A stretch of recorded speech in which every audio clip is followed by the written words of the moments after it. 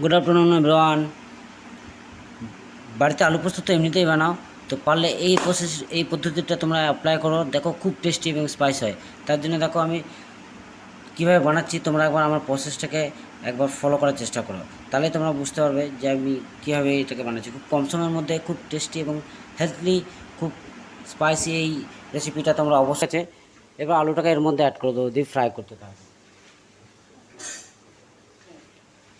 দেখো কী সুন্দর ছোটো ছোটো আলুগুলো কেটে একদম ঘুগনির আলুর মতো কেটে রেখেছি, ফাইন জব করে ধুয়ে রেডি করে রেখেছিলাম। এবার এর মধ্যে দিয়ে দিলাম, এবার এটাকে ফ্রাই করতে থাকবো। এর সাথে অ্যাড করে দিচ্ছি অল্প একটু হলুদ আর সামান্য পরিমাণে লবণ। এবার এটাকে ভালোভাবে ফ্রাই করে করে সেদ্ধ করতে দেবো।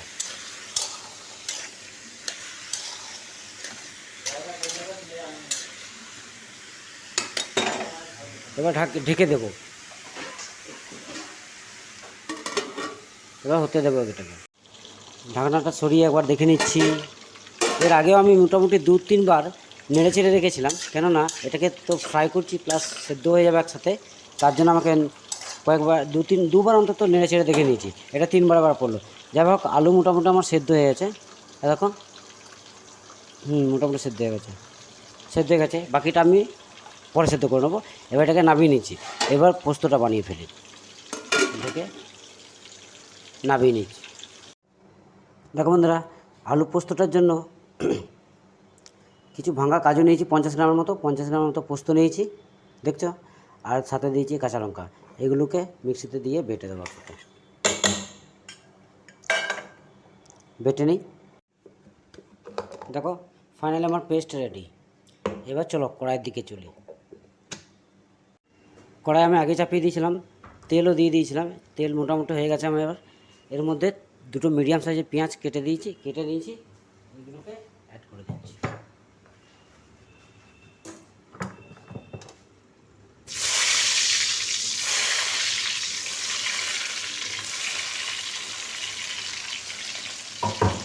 এবার পেঁয়াজটাকে কিছুক্ষণ হতে দেবো।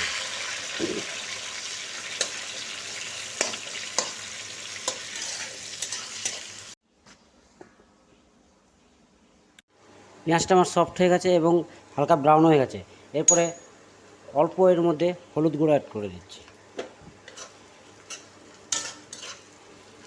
কিছুক্ষণ হতে দেবো। এরপর আরেকবার অল্প একটু নুন দিয়ে দিচ্ছি, তখন অল্প দিয়েছিলাম আলুটা ভাজার সময়, এখন একটু দিয়ে দিচ্ছি। বাকিটা স্বাদ অনুসারে চেক করে নামাবো।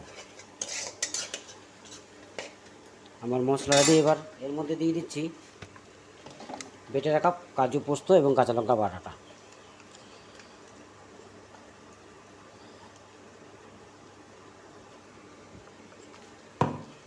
এবার এটাকে নেড়ে চেড়ে কিছুক্ষণ হতে দেবো।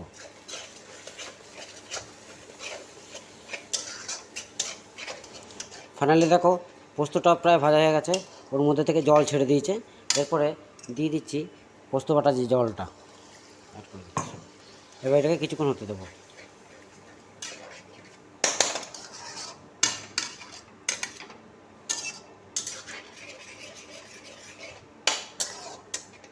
একটুখানি হতে দেবো এটাকে। ফাইনালি আমার রেডি হয়ে গেছে পোস্ত। এরপর আলুটাকে অ্যাড করে দিচ্ছি।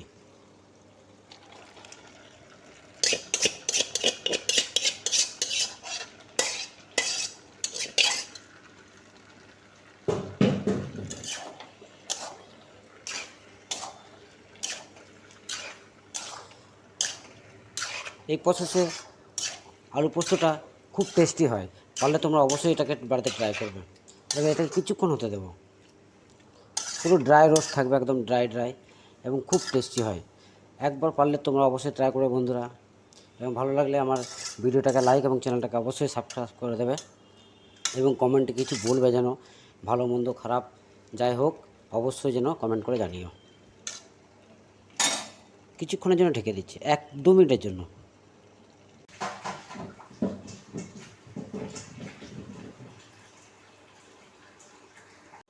দু মিনিট পর ঢাকনা সরিয়ে দেখে নিচ্ছি। দেখো বন্ধুরা, আমার পোস্ত আলু রেডি।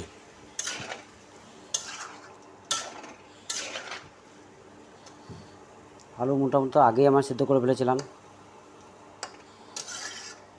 আর পোস্তটাকেও আলাদা করে রেডি করলাম। এই প্রসেসে বন্ধু সবসময় পোস্তটা খুব টেস্টি হয়, আলু পোস্তটা। পারলে তোমরা অবশ্যই ট্রাই করবে। ভালো লাগলে অবশ্যই আমার ভিডিওটাকে লাইক, কমেন্ট, শেয়ার, সাবস্ক্রাইব করে দেবে। চলো এবার বন্ধ করে দিচ্ছি। ফাইনালি রেডি আমার সার্ভ করার জন্য।